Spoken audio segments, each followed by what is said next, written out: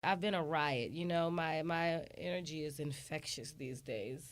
I see that. My Uber driver was like, "You should have a career in stand-up comedy. You're the funniest person I've ever met." Lies. I swear to God, he said that.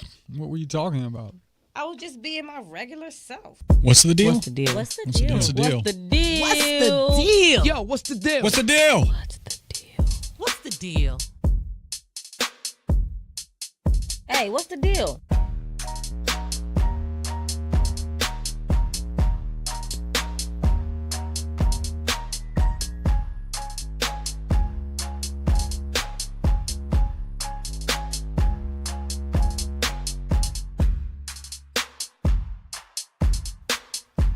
What's good, everybody? I'm Steve Discourse. You already know it's your girl, Jay Callie. Back again. Another round of What's the Deal? A lot of exciting, tragic, horrifying, entertaining All the things that we always do. That's news. right. So we're here to bring the mood down a little bit in the most we're entertaining not. way as possible. I do my best to try to take the sad news and then bring it up a bit. It's hard because you got to be sensitive to tragedies. It is, yeah.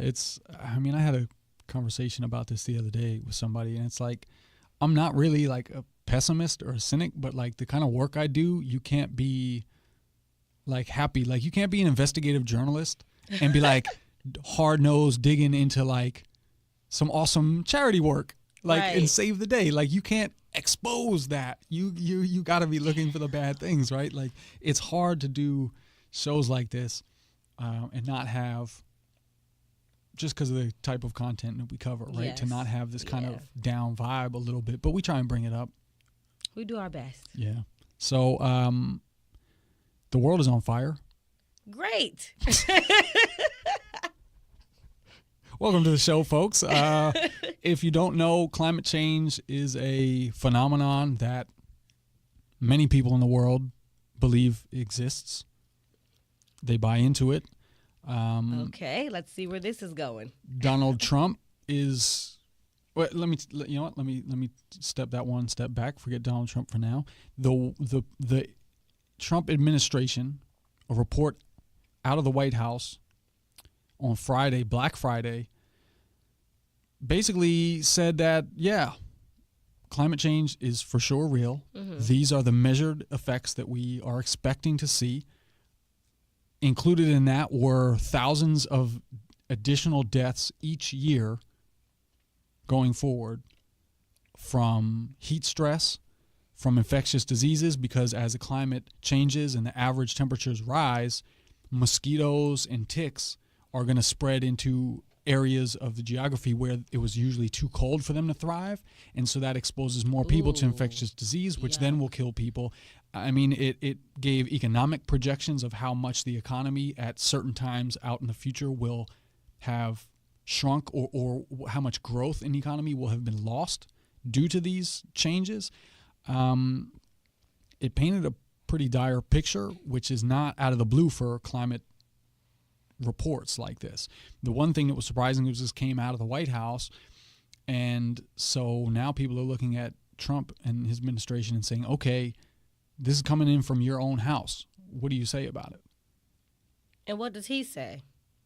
Oh, it's all total shenanigans. I've been seeing the stuff online. Yeah, it's not based in data. They even said that it was the Obama administration that kind of had their hands in this. What? Yeah, and it is true that the research may have begun at that time when Obama was still in office, but they're making these claims that is like, oh, this was a total political machination from the Obama administration. It's not based in any data. They have chosen to highlight the worst case scenario. It's typical Trump stuff. When anything happens that is even remotely negative or against what they say, it's complete deny and distance from. But it's important at this point, if you hear about climate change, and maybe you don't care either way, but you're not sure because it's complicated and you don't know if you have opinions on it, the Paris Climate Accords, which was a UN thing that like every single country in the world signed on to,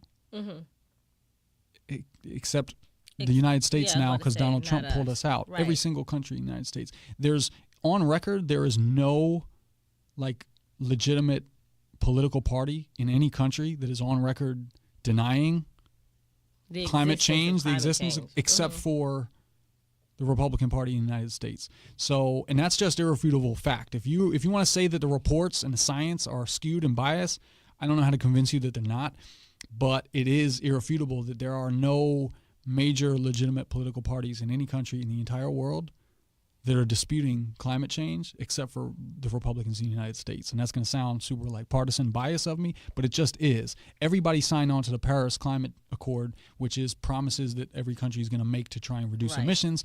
And Trump has pulled us out of that, or is claiming to pull it out of it, us out of it, or has stepped back from certain. He actually did, because this right, is something like, that was buzzing around in the news like 2 years yeah, ago. yeah, when he first came in. So exactly to what extent that means effectively we've been pulled out, whatever. You know, I'll leave that to the climate experts to explain that to you on some other source.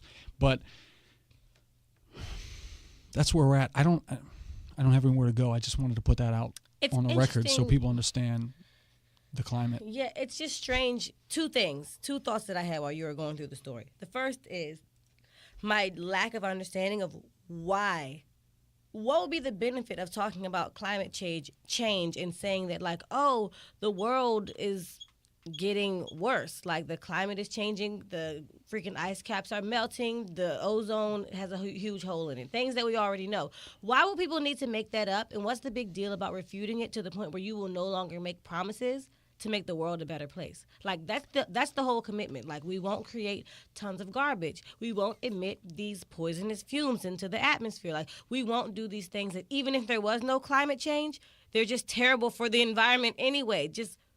So I don't understand why it's such a big deal where he's like, I will no longer commit to this. Yeah, why? it's hard to believe that this is like a conspiracy by industries that are not fossil fuel industries, right? Yeah. Like if you're against the gasoline and fuel and car automotive industry and all that uses fossil fuels heavily, like where do you get the pull as some upstart industry, solar panel? Like, where does the solar panel industry get the pull to get the entire world to buy into this fake-ass scheme? If anything, it would make more sense if the people on one side of this or another had profit incentives, you know, because it's going to hurt their industries. You'd think it's the ones already entrenched, right? Right. But it's not them. So where is all this political power coming from that's pretty much convinced the entire world? That's my same questions. Like, if it just makes me feel like we look like complete idiots. So when we talk about the power of the president and we're like, well, what can he really do? Blah, blah, blah. It's the fact that the Republican Party, like you said, in the U.S. is the only party that even refutes the existence of climate change, and that the president has the power to go into a commitment that every, like, major nation that has political power in the world has signed it and agreed to, and he can just be like, you know what? As the spokesperson of the United States of America, we as a nation will no longer make this commitment. Like, that's a lot of power, and that's a major deal for something as silly as these 15,000 people out of the entire world disagree with something, and now our whole nation has to suffer from it. It's pretty rough. And I mean, one other basis for the opposition, you know, from Trump's mouth is that this kind of pretty childish view that, you know, well, why should we make all these changes if maybe some other countries aren't, or if the sacrifice that they make isn't proportionate, you know, and equal to ours. And it's super childish, because if we're going to do the right thing, if we're going to be a leader on things, we just got to do what we know needs to be done, independent of what other people are going to do, if they're going to follow our lead or not. I know he probably thinks in his mind that it's going to give us some kind of maybe competitive disadvantage in markets, but I mean, the UN on Tuesday, this report was released on Friday, Black Friday. So Tuesday, a few days after that, the United Nations even put out a warning that nations need to increase their carbon emission cuts up to 5 times as much as they had already committed to. Why? To avoid these effects. Okay. And there are other climate experts who are saying that unlike what the Trump administration is saying that these are worst case scenarios, a lot of reporting doesn't report the worst case scenarios, and we may actually be relatively underreporting it when maybe we should be overselling it, because I guess a lot of these reports come out, and it's more dire than the previous report. And if that's true, then clearly the previous report wasn't quite dire enough, and the one before that wasn't quite dire enough. If they keep sort of upping the ante, so that's kind of where we're at. Can I tell just a funny story before we move on to the next topic? Okay. When I was a child. Where are you going with this? It's just related. It's related to climate change, but it's just a funny little story that I can't get out of my head. When I was a kid, and even still to this day, my mom always watches the marathons of The Twilight Zone when it comes on. And there's an episode where they talk about global warming before we called it climate change. They were talking about global warming, and then the sun just kept getting closer and closer and closer to the earth. I don't know if it was getting closer, if it was just getting hotter. But eventually it was so hot that everybody just passed out and died from heat exhaustion.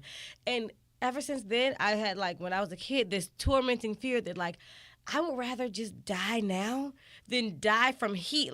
Imagine how hot it is, that it's so hot that your body is just like, no, I won't do it anymore. I'm done. And you just die. I was like, I don't want to die from heat. Global warming is scary. I was so scared of it as a child. And then there's people like Trump and other Republicans who literally think that climate change just means that things are going to get really hot, and we have so much research that tells us that it's so much more than that, and that it doesn't even necessarily have to get hotter, which is why we stopped calling it global warming and started calling it climate change. But anyway, I think that he's just scared that he's going to die from hot, and that he doesn't want to have to believe in that fate for himself, so he's in denial to the ultimate extreme. That's all I wanted to say, because I can't stop thinking about it. That was actually just spot on. That was relevant.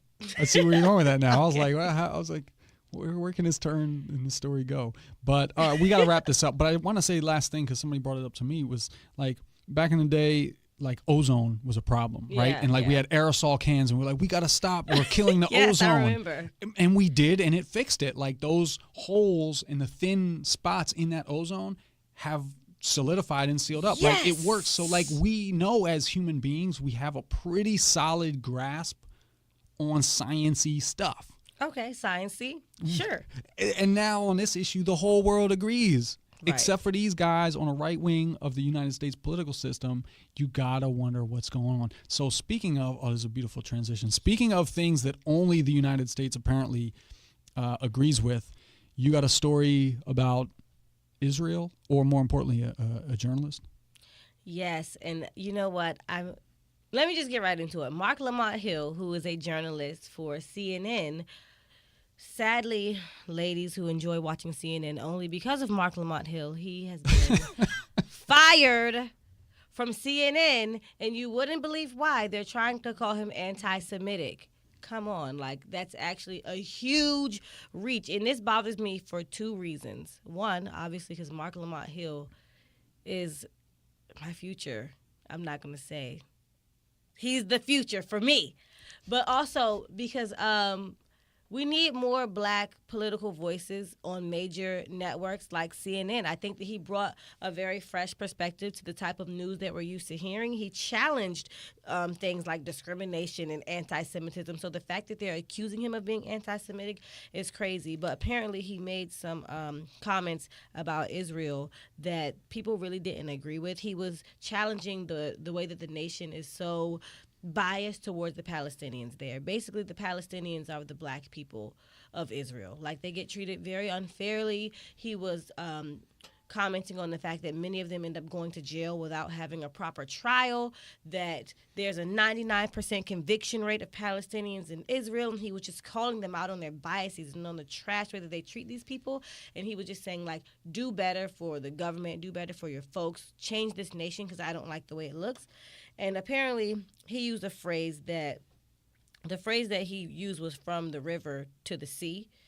And that's a phrase that's been used as a Hamas mantra to call for the end of Israel, basically. But it's also a phrase that's used to call for a free Palestine, for a fair Palestine for all people. But of course, people who like to twist stories or look at it from their own perspective said, if he's using the term from the rivers to the sea, he hates Jews, he wants Israel to go down and burn in flames, and they just made a big stink about it to the point where CNN, less than 24 hours later, fired him on the spot. And he had to go on Twitter and, like, defend his character and say, like, I'm clearly not saying that I hate Jewish people or that I want Israel to burn. I'm just saying treat these people right and, like, give them their humanity back. Like, I can't even believe that people have been able to flip the story in this way. So, yeah. Okay, so I got a lot to say on that. So, for context, in the United States, criticizing Israel is Risky not business. favorable. Right. The United States is 100% always an ally and supporter of Israel, even as the UN has passed sanctions and all types of decrees calling out Israel for inhumane or illegal treatment of Palestinians. And so, just to be a little bit more clear, the Palestinians occupied what, before the state of Israel was established, was also their land. And then they created the country of Israel, and the Palestinians have slowly been getting pushed into a smaller and smaller piece of that land as the government of Israel has encroached and built settlements for their people and essentially occupying and taking over that space that technically, legally was not theirs. So that's what the Palestinians are living under, and they're basically blocked in to their own little chunk of land. And this is an area like the size of Rhode Island or something like that. Like, it's tiny, right? Yeah. And so they don't have free movement in or out. Like, imagine that. Imagine if you live in, I don't know, New York, right? Let's say you live in New York City. Imagine if you were in Queens, but you literally were not allowed to go into any of the neighboring towns without being presumed that you're a criminal or a terrorist. There's no legitimate way. And it's very hard, not to say that no one goes back and forth, but it's extremely repressed. And they really essentially have nowhere to go, and they have no control over their lives. Even the economy, they're so reliant on aid because it's such a small place. It's not like they have huge farms and they're subsisting well on their own. A lot of their survival is based on aid, foreign aid. There's and a that's, lot. Yeah, there's that's a whole lot of the tension. day-to-day life for them there. Right. And in the United States, I mean, I think as early as 2018, there have been proposals to make it illegal in the United States. You can go to jail for protesting Israel. It has been proposed. I don't know I don't believe any of it has been passed, but people have been trying to put it forward that if you propose to boycott the Israeli government, if there are protest movements to get universities or other organizations to disinvest from organizations and business that supports the Israeli government. People in America want to make that illegal, which is really freedom of speech. You can spend money wherever you want. You can protest what you want. But that's how entrenched the United States is in supporting Israel, that they even want to make it illegal to criticize them politically. So here comes Marc Lamont Hill at the United Nations Day of Solidarity for Palestinian people, criticizing their policies. And the problem is this comes out as racist to some people because the Israeli state is a Jewish state. So what they've effectively said is it's impossible to make political criticism about this government because it is Jewish. So now you're racist automatically, and that's a big problem. It's a big problem that he's been labeled as racist automatically. And, I mean, more so than that, I look at his judgment, though, honestly. I see why he felt so emboldened to go there and say, this is going to be a big move. It's going to be a big statement to go to this United Nations conference and challenge Israel on the day that we acknowledge them for their greatness. We can't overlook this blemish in their history because for like hundreds of years, Palestinians and Israeli people have had this historical like tension where they've been battling each other for this territory, like literally forever. So I get why he thought it was a good idea, but you also have to say, well, why did you consider the fact that this could look racist? It's not like it's not a known fact. You know what I'm saying? That when people make these types of comments, it is viewed as anti-Semitic, even when you pair it with, we want justice for all, we want these people to have equal and fair treatment, because you are criticizing a nation that might be small, but it is mighty, especially in its relationship with the United States. And like to really consider, like, am I willing to risk my job for this today? You know who you work for. CNN, I think, is pretty politically aware. I think, they get it, but there's still a greater power. And, like, did he truly think about the impact that this would have not only on Israel, but on, like, how it reflects back on his job and his professionalism? I don't know what he thought, but the trick is what he said wasn't unique. It wasn't original. It was his contribution to this conversation, but he didn't say anything game-changing. No, I'm not talking about that. And that's the not trick. What I'm saying. So but what I'm saying is this, we all kind of knew that this kind of criticism will get you the anti-Semitic racist label, right? Yeah. So he knew potentially the ramifications going in. He had to have. What I'm saying is I think they may have let it rock if he was on Twitter just saying this stuff, or he was like on some platform just being like, these are my views on Israel. But I think it's the power and the impact that he went for by doing it at the United Nations conference had the verse effect. I think it's paired with where he was. Yeah, I see that. So maybe. But that goes, again, to speak to how deeply entrenched, like 100% uncritical support of Israel is in the United States, that you can't go to the United Nations, right? Yeah, where true, virtually true. every country in the world has signed on at some time or another critical decrees about the behavior of Israel when it comes to the Palestinians. You can't go and be supported by a majority of the world's governments and be safe for your job in the United States. And I think that's a problem when anybody about anything is so 100% unwavering. That's a problem. So it's a shame that he lost his job, but he's going to get work. And that wasn't his main thing either. He's an analyst there, so they're going to bounce back. He's going to bounce back from this. So, offer a lot of support for him, I guess, and we'll see him on his next go-round. Exactly. Let's take a break real quick. That was a lot. All right, stay tuned. We'll be right back.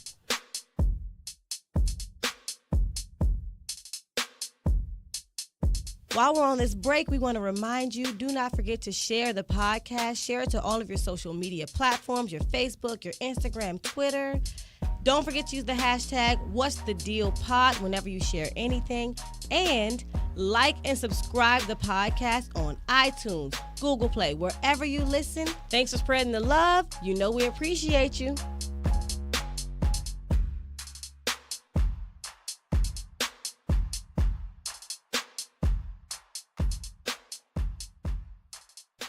All right, what up? Back again. Here we are. You got one more story? Yeah, so I got more than one more story, but the next story I'm going to talk about, and it's crazy because last episode I talked about a security guard that got killed because he had a gun and he was black and everybody assumed that he was the shooter even though he was trying to stop the shooter. So, I have another story, and it's crazy how much they parallel, right? So there was a shooting in a mall last week in Birmingham, Alabama, and there was a 18-year-old and a 12-year-old who were shot. Other people were wounded. The police were called. Of course, the police show up. There's a black man. He has a gun. Okay. He must have been the guy doing the shooting. They shoot him. They kill him. No evidence. No questions asked. It's just like he's the killer. So the way that the story unravels, this man's family comes out and they're like, no, he obviously wasn't the shooter. He's an ex-soldier, or I don't know if he was a current soldier, that he's been dedicating his life to serving this country, which is why he walks around and he carries his weapons. He was trying to help the situation. He's a stand-up guy. And there have basically been protests out there every single day since the day that he was murdered. A lot of people calling for the badges of those police officers. It was a 21-year-old man. His name was Emantic Fitzgerald Bradford Jr. Of course, he's dead now because he was murdered, but a lot of the people in that community have been very, very upset and claiming that he's the last person in the world who deserves this. It's interesting because the reason why they assumed that he was the shooter is because they saw him walking away from the place where the two people had just been shot, and he apparently had his gun out already. And when he was asked to put the gun away, he wasn't immediately compliant. So that raised some red flags for the police, and they decided that they needed to take him down right then and there. He comes from a pretty average middle-class American family. His father was a cop. A lot of other people in his family have served, and they're just saying, of all the people to be killed, someone who, for generations, our family has dedicated our lives to this country being upstanding. So I think it's interesting.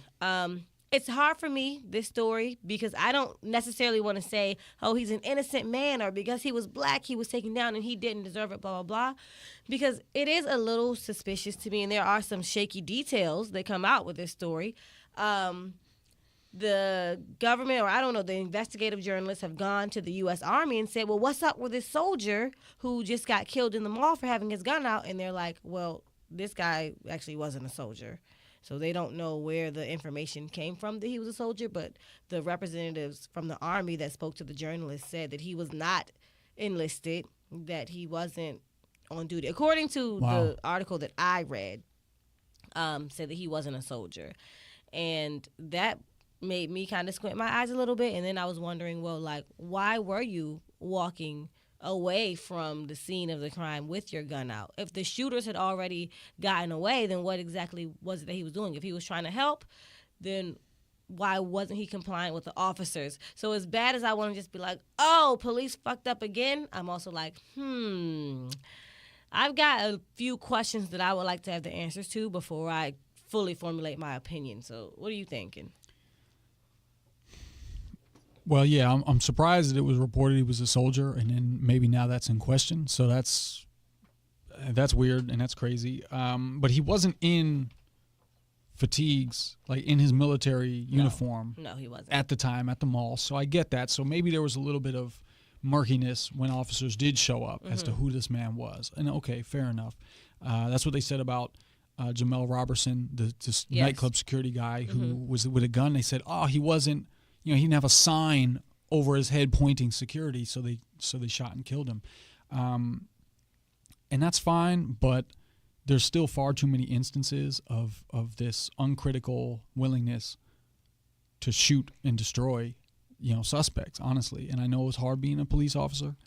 We make that disclaimer every time that we talk about stuff like this, but I mean, if you want to talk about complying, maybe he didn't comply immediately, but I can point you in the last 6 months to any of 15 or 20 stories where people were complying or trying to comply and they were brutalized or shot.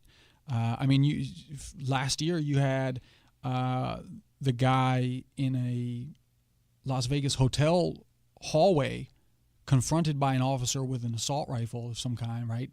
Was complying, he was crying, this guy was terrified, got on his knees, everything, and he was killed anyway. Yeah. Just last week in Wisconsin, an officer confronted another man up on a roof, and the details are foggy to me right now. The man was trying to comply and was still shot twice.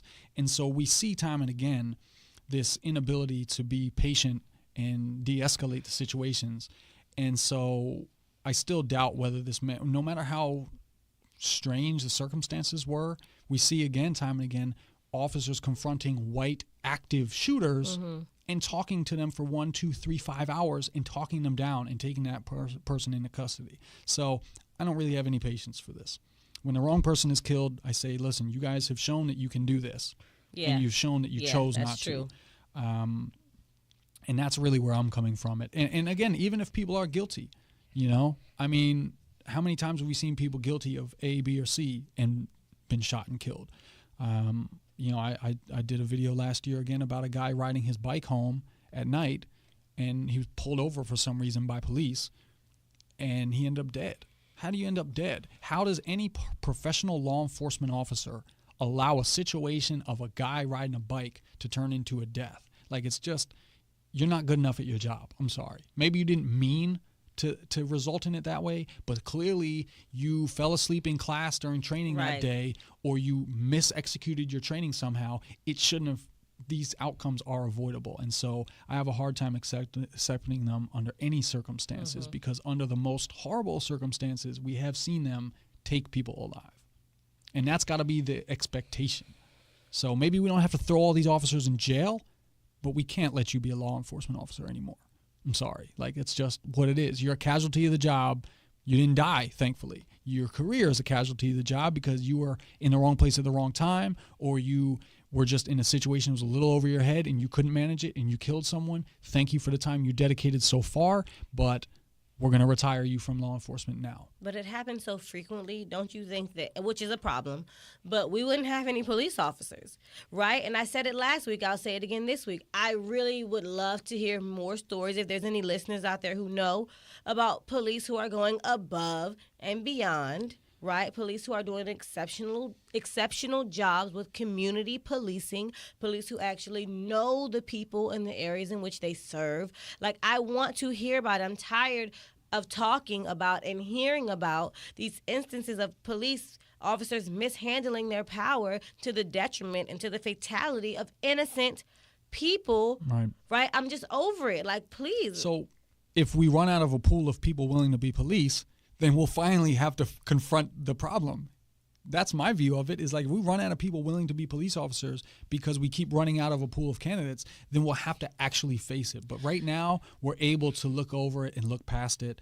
And a good example of that is ProPublica, which is an awesome investigative journalism organization. They just recently published a story where they found in a town in Indiana, 28 of the 34 police supervisors in that jurisdiction had been reprimanded or suspended for misbehavior and problematic behavior on duty. That's a lot.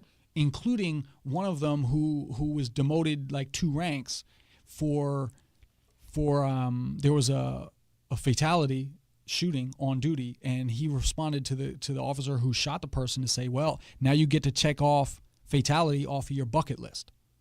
What? He said that out loud? A civilian was killed, and he said, now you get to check that off your bucket list. Yes. And he was demoted 2 ranks, but now he's in a position of a supervisor in that police department. And how is a supervisor a demotion? Well, he was demoted and then eventually made up for it. Oh, God. So 28 out of the 34. And the response by the mayor and the deputy sheriff in some town halls that they had following this report, they were defensive. And they, the deputy sheriff said things like, you're ambushing our officers as journalists by calling and saying, hey, do you have a comment in reaction to this because we're writing a story?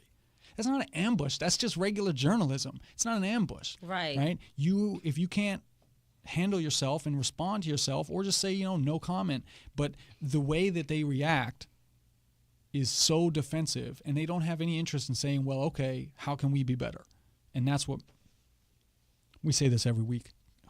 Do you have anything else to add? I'm sorry, I'm frustrated. No, I'm frustrated too. We do say it every week. That's why I said, somebody give me something different. Tell me something good. If you don't tell me something good, then I'm not going to have anything good to say. You get what I'm saying? Because when I look for it, I mean, it's hard to find. I'm always seeing junk about the police, so I'm over it. This is a heavy show, I feel like. Yeah, and you look like you want to take another break, but we are not taking another break. We got 2 more stories. We're going to talk. You've probably heard by now about this Chinese guy who's edited the genes of some babies. We're going to do that last, because I think it's a crazy story, but I think we might be able to have like a little bit of, I hate to say fun and sound insensitive, but I don't know. We're going to do that last. It's a big story, and people have no doubt been talking about it. But we got one more story before that. If you're at all interested in local politics, which if you live in Washington, D.C., I wish you do, because this is one of the places where I've lived where the local politics truly, truly, truly do impact your everyday life, especially if, particular to this story, if you're a member or a resident of Ward 8. Your wonderful council member, Trayon White, has put a halt to a huge project that, many people are perceiving it as a gentrification project in Ward 8. They're trying to build a new hotel. They're trying to build new office suites. They're trying to build new, nice, very fancy luxury apartments out there.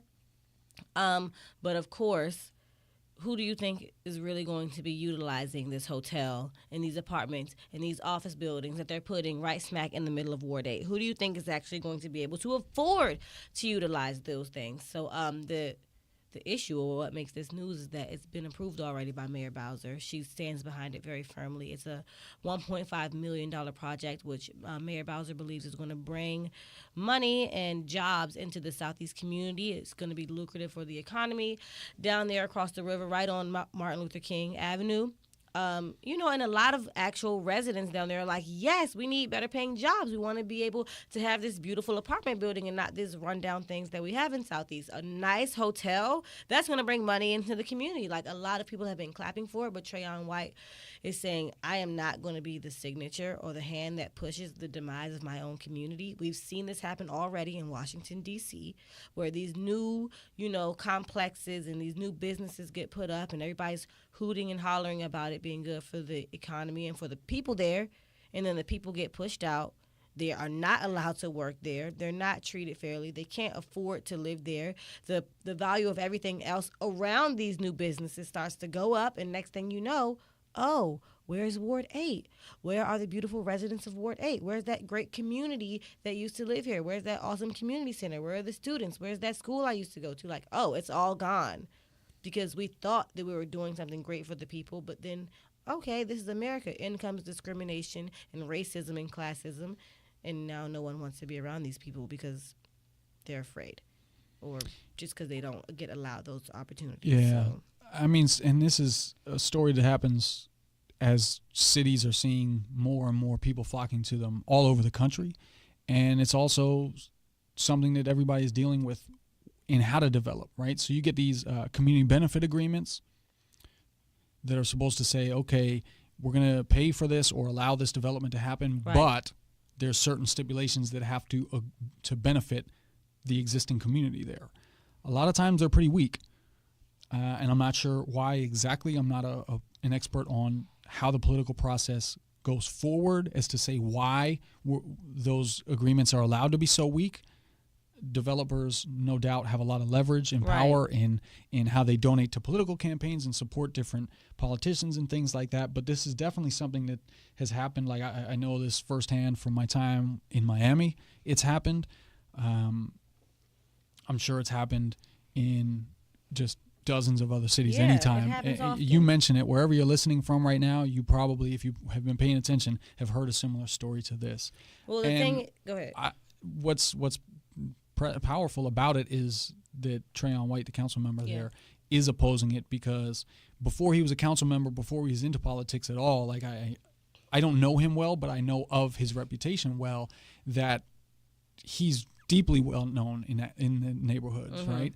And he's been involved before he was an elected official. He was someone that the community called when an emergency happened. If there was a crime or something and police were there, people called him to say, we want you here on site to either be there on our behalf or to interact with the police or whatever. Yes, he is known as a fair and trusted arbiter between the government and the police or whoever and the actual people living in those communities. Right. A lot of those people actually call him the voice of the people. Right. He speaks out. He's well-spoken, and he drives his point home, and he makes things happen for those residents. Yeah, and he's also not opposed to development either. So it's not that he's got a whole political career of opposing these kind of projects, but this time he decided to put his... Yeah, and what he said, he actually did talk about it. Like, I'm not against development. I want this community to be developed. I just need to trust that the developments that do come are actually going to serve the people who have been living here for 20 and 30 years. I'm not going to ever say yes to a development that doesn't look promising or that looks like it has even the possibility of pushing out the people who I represent. I am not going to allow you to push my people out. Show me in black and white, put your name on the dotted line, that we're going to be good. Take care of us, and we will take care of you. But you're not going to push me out. Yeah, and it comes down to the difference between is development. What does it mean to be good for a city or a town for development? Right? Like you said, those agreements that people make. Muriel Bowser, I'm sure, is for this type of development and all these buildings coming up in Southeast, because she's like, okay, we made the agreements. But the question is, are those agreements real? Are they sturdy enough to uphold the community? Are they strong enough? And are those people actually going to honor this agreement once we agree to put these buildings in our communities? And I think that's the difference. A lot of us think that all development is gentrification. It's not. It's the intent behind it. And then it's the follow through once it's already taken place. So with some things you can just sniff gentrification when it's coming. There are some times where I see a beautification happening. I'm like, oh my God, this looks great. It looks nice. I see beautiful black people working there. I see community members sitting in there as patrons of those new businesses. But then you see other businesses pop up and you're like, oh, it's like 25% uptick in ritzy white people in this area. That's the forefront of gentrification. Right. But also this can happen in other cities where it's majority white people too. It's not necessarily just a race thing, No. the gentrification. It primarily is because that's who Yes, a lot it of the is. urban populations are. Yes. But at the same time, the gentrification thing is an urban issue. So whatever the demographics of your urban center are, Yeah. it's still an issue Yeah. because it's you got to understand, as more people want to come into a space, what has to obviously happen? People have to leave that space. Of course. Because we're not yes. magically having just more capacity, right? It's not like 50% of the city was empty. Well, a lot and of the people are time it just moving does, in. though. A lot of the time it is more of a capacity. When you take down a 2-story building and you build up a 15-story apartment, Right. okay, well, now you created more capacity, but now there's just a million people with way more money than the residents have, driving up the property value, putting new businesses that you're realistically, not only do I not want to shop there because it wasn't even put there for me in the first place, but you won't even allow me to shop there because you're discriminating against me. As a person, you came into my home and you shut the doors in my face. Yeah. So- right? So So that's something to keep in mind in your town or your city or your state. How is development happening, right? What are the agreements? What are the intentions? right. Because if it's just to increase the value and the attractiveness of where you live, that sounds fine. But are there any plans in place to actually improve the lives of people that are already there? And I think a lot of time that's lacking. That's lacking, and that's From why our Trayon leadership. White said no, because he's not seeing proof of that. And you know what? A round of applause for him, because until I see the hard evidence, like he said, I'm not going to stand for this. Like, we've seen this happen time and time again. We see it down at the wharf, right? It's used by the same companies, the same types of foundations that Muriel Bowser pushed for this change in this development. And now look at the wharf. That is Yeah. not the same place at all. If you're a D.C. resident, you know exactly what I'm talking about. All right. Last story. Should we bring this one home? Let's reel it in. So I was at a restaurant the other day, and I got a chicken sandwich, Okay. and I asked for it with ketchup. Okay. I said, no mayonnaise. Okay. You with me Yes. so far? It's complicated, right? Sorry, we're about to delve into the real deep science of it, so I want to make sure you're with me. I'm following. What if you could do that with your baby, with your unborn baby? I'm pretty sure you can. You can in China. us about it, hey, Steve. Tell you us can about in it. China now. So a scientist in China last week announced that there are 2 baby girls that were born, infants, that he had successfully altered the genes of as they were fetuses. Mm-hmm. And what that means is, specifically, he wanted to change their genes so that they would not be susceptible to HIV. And What? and he claims that it's successful. Now, the problem with this is like years, maybe decades, Yeah. who knows how many years ahead of where this quote-unquote scientific community is at in their understanding and their comfort level Wow, in are you using this serious? technology. And so the technology is still being tested and worked with, and they're testing the bounds of it. Virtually the entire scientific community agrees you can't be actually implementing this on human beings Right. yet. This is scary. So it was super scandalous. The Chinese government has, repudiated this man.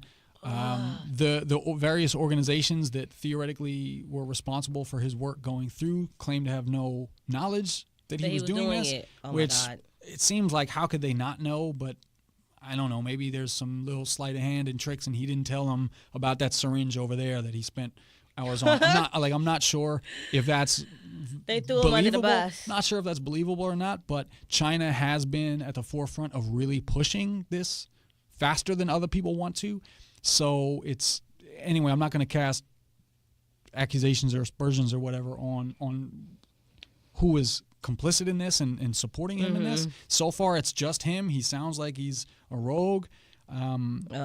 He was well known in the scientific community. His colleagues internationally have known this man to be super ambitious, super focused, and one even commented that they were afraid ultimately one day he might push this envelope too far faster than is really acceptable. Yeah. So here's what's interesting to me is everybody's upset that the door is open, but it's like you guys put us down this hallway with only one door at the end X amount of years ago. I was about to say, I've been hearing so about there's this some for a frustration, but it's like you're mad that the door's open now and not later, which may allow for these infant girls. There's maybe something drastically wrong with them in the future and we because will the testing is not not know. there. But Right. we've already been experimenting with how to literally make designer people. Now, Literally, that's what people have been calling it, Yeah. designer babies. now they put it high-minded that we're gonna take out like defects and susceptibility to diseases and things like that. But I mean, when I was a kid in school, it was all like, can we clone sheep, right? Oh, we cloned a sheep. We cloned this and that. Like that was a big thing. We've already been coming down this road with no exits.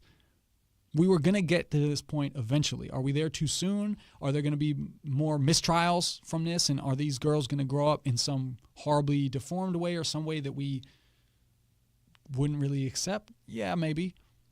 But we were already down on this path. What is wrong with human beings and this God complex that we have? Like, what is with the God complex? Why you want to change your genes? And you know what? This is the first thought that I had when you brought up this story. Okay, you want to remove deformities. You want to remove ailments, all these, our susceptibility to certain diseases. Isn't the world, and this is a risky thing that I'm about to say, somebody please correct me if I'm wrong. Right. Isn't the world already extremely overpopulated? Like, we want to save everybody, but there's something called natural selection that takes place. There's a little theory called Darwinism. It's called survival of the fittest. And, that's been going on for billions and trillions of years on this planet. So why now do we want to come in and say, you know what? No, everybody gets to live. Why? You What get is to the live. deal with that? You get to live. You get to live. And I know that's a risky statement, just like when, Infinity War first came out and I said, yeah, Team Thanos, everybody was like real mad. I'm sorry, but my opinion has not changed. Like, what is up with us trying to save everybody? Why does everybody get to live? I'm confused. And, I'm not at all saying that people with deformities or don't deserve to live. I'm just saying it's already an overpopulation. So disease is natural selection. What the heck? I mean, I'll grant you that completely. I won't even criticize because I think in this context, we're talking about literally like playing God, right? Literally, yes. And so I think that's fine. Any other context, I'd be like, wow, that's... It's harsh. Like, I'm not at all criticizing. So we're not going to send modern aid to medicine. somebody or No, medicine. Do that. Right. Save the people who you can save. Modern medicine is great. You know what I'm saying? Get the surgery.